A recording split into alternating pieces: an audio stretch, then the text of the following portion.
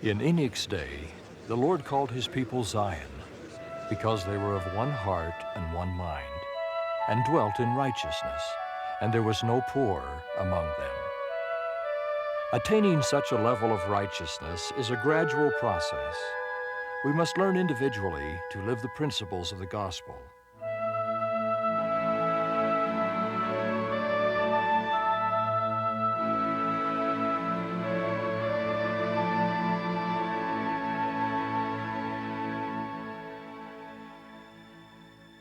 As Latter-day Saints, we have welfare responsibilities to ourselves, our families, and to our brothers and sisters in and out of the church. These responsibilities apply no matter where we live in all the world.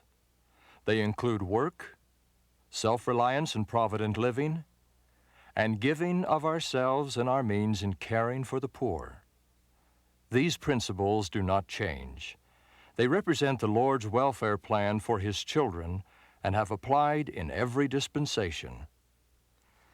Let us consider these principles as they apply to Latter-day Saints throughout the world.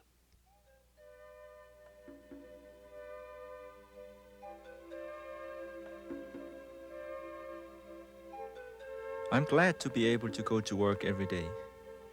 It makes me feel proud when I am able to give my family the things they need. Even though the work is sometimes hard, and I go home really tired, I feel good inside, like I'm doing what the Lord wants me to do.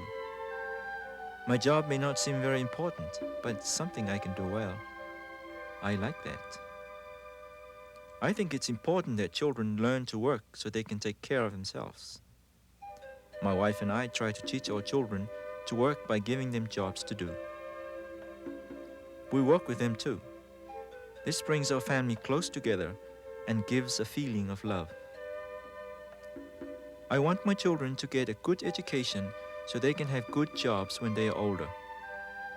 I think this is important for both the boys and the girls. I have a favorite scripture that I think of when I feel discouraged.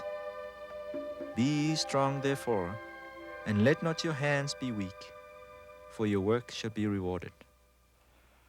Self-reliance and provident living are the result of work and are basic to all other welfare practices.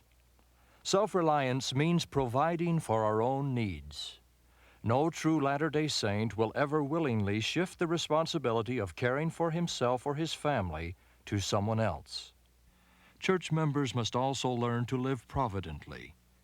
This means developing proper attitudes, a willingness to forego luxuries, to avoid excess, and fully use what we have, learning to live within our means and provide for the future. We have lived in this town all our lives. I am the only member of my family to join the church.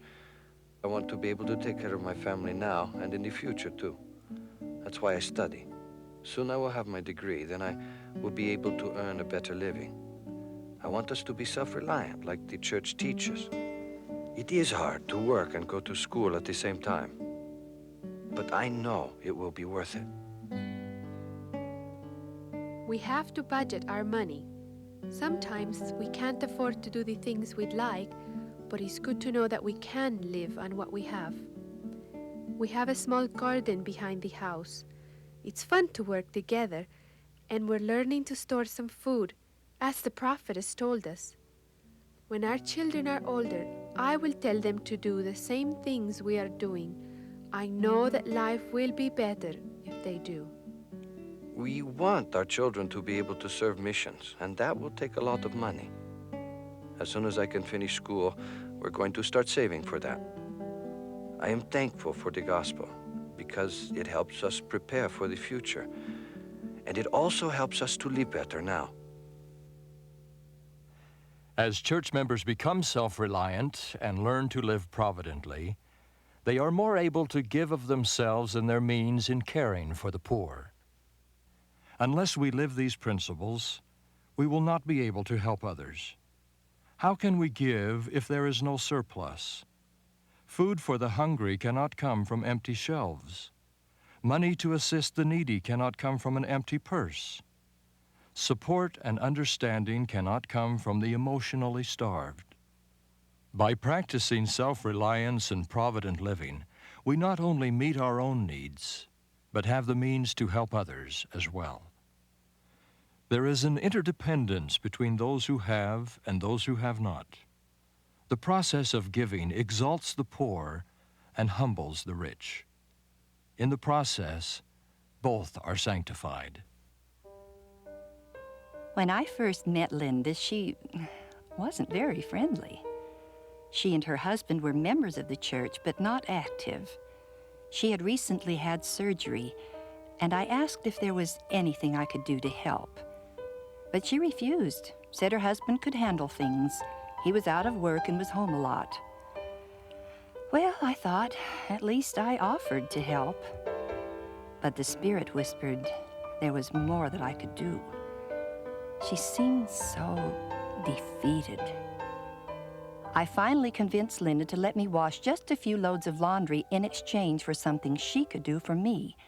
Then I brought back the clean clothes for her to sort and fold, and she seemed grateful to have something to do. And I kept my promise to let her help me and brought in some of my mending. Together we mended and sewed on buttons and talked about her husband's discouragement because he was out of work, the car that wouldn't run, and all the medical bills. And as we talked, I realized there must be more I could do. So I talked it over with my husband that evening. Well, until Ruth told me about her visit, I hadn't realized there was anything wrong. I felt a little guilty because I really hadn't paid much attention to them. They were just renting after all. I knew I had to get involved.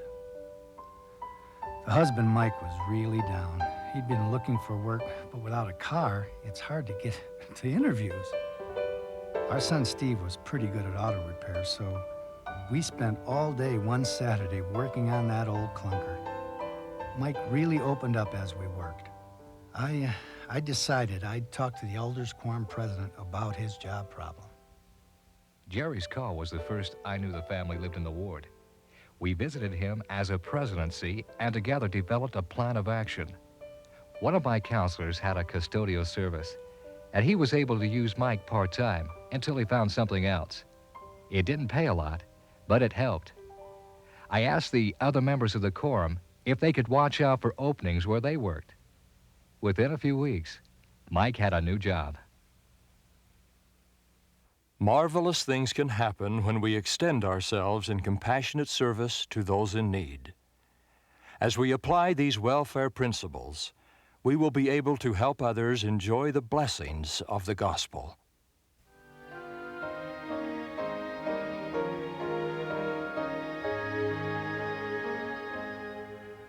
Because I have been given much, I too must give.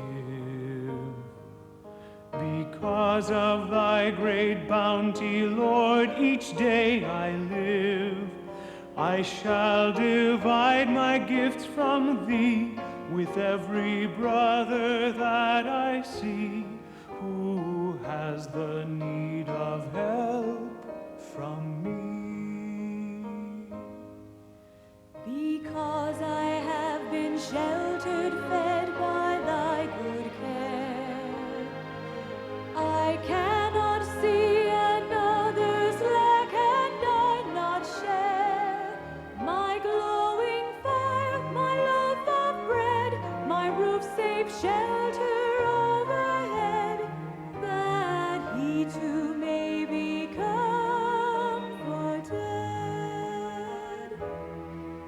Because I have been blessed by thy great love, dear Lord, I'll share thy love again according to thy word.